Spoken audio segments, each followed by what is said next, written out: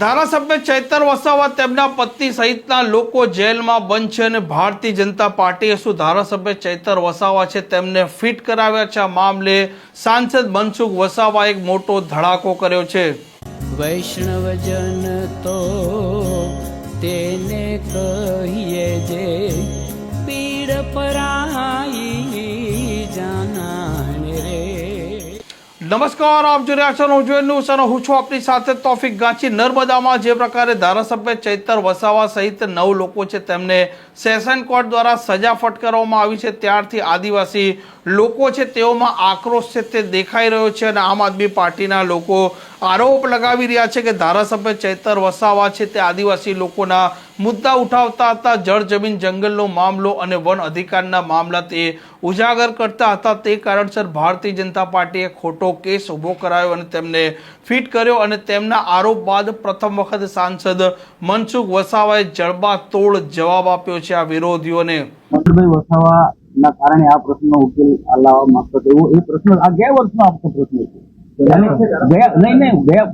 ઘટના જે મારી ઊંડાણમાં જોવું નથી, તમને માહિતી જે ઘટના ઘટી હતી એ ઘટના એવી ગંભીર પ્રકારની ઘટના હતી। હવે કદાચ એક જણાએ ગુનો કર્યો, બધાએ તો ગુનો નથી કર્યો અને આજે પણ એ વાત કરી કે જે પણ કોઈ ઘટના ઘટી છે 2 વર્ષ પહેલા એ જે ગુનેગાર હતી એની સામે કાર્યવાહી છે, બધા ખેડૂતો સાથે નહીં થવી જોઈએ। એટલે આમાં ધારાસભ્ય ચૈતર વસાવા સાથે ત્યાંની સાથે કોઈ નિસ્બત નથી। અને બીજું શું છે, ઉમરપાડા તાલુકાના જે કેટલાક ખેડૂતો જંગલની જમીન ખેડે છે એના માટે ગણપતભાઈ પણ રજૂઆત કરે છે અને આ બાજુ અમારા સાગબારા તાલુકાના ખેડૂતો માટે અમે પણ રજૂઆત કરીએ છીએ અને કોઈ બધા પોઝિટિવ છે। અને ગણપતભાઈ પણ આજે કીધું કે બધા આદિવાસીઓ છે, આજે સાગબારાના લોકો જંગલની જમીન ખેડે છે, એ રીતના ઉમરપાડાના લોકો પણ જંગલની જમીન ખેડે છે। તો બધા માટે એક સરખો નિર્ણય આવો છે અને ન્યાય બધાની સાથે મળવો જોઈએ, એ રીતના બધા પોઝિટિવ છે।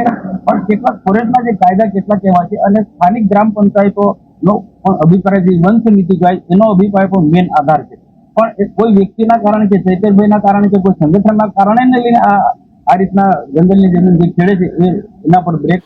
આમ ધારાસભ્ય ચૈતર વસાવા સહિત તેમના પત્ની અને અન્ય લોકો છે તે વડોદરાની જેલમાં બંધ છે। જો કે એક મહિલા હતા જેમના સાથે 18 દિવસનું બાળક હતું, તે શકુંતલા વસાવાને ગુજરાત હાઈકોર્ટે જામીન આપી દીધા છે અને ચૈતર વસાવાના પત્ની અને અન્ય જે ખેડૂતો અત્યારે જેલમાં બંધ છે તેમના જામીન માટે ગુજરાત હાઈકોર્ટ છે તેમાં સુનાવણી ચાલી રહી છે। ચૈતર વસાવાએ હજી સુધી જામીન માટે કોઈ પણ પ્રકારની ગુજરાત હાઈકોર્ટમાં અરજી પણ નથી કરી કે પછી સ્ટે પણ આ તેમની સજા પર માંગ્યો નથી। જો કે જે પ્રકારે હવે આ મામલો છે, આ મામલે ભારતીય જનતા પાર્ટી તેલ જુઓ અને તેલની ધાર જુઓ તે નીતિ તરફ આગળ વધી રહી છે અને ધારાસભ્ય ચૈતર વસાવાના આ પદને લઈને પણ હજી સુધી કોઈ પણ પ્રકારનો નિર્ણય લેવાયો નથી। જો કે સાંસદ મનસુખ વસાવાએ જે પ્રકારે ભાજપ પર આરોપ લગાવવામાં આવી રહ્યા છે તે મામલે જડબાતોડ જવાબ આપી વિરોધીઓની બોલતી બંધ કરી છે।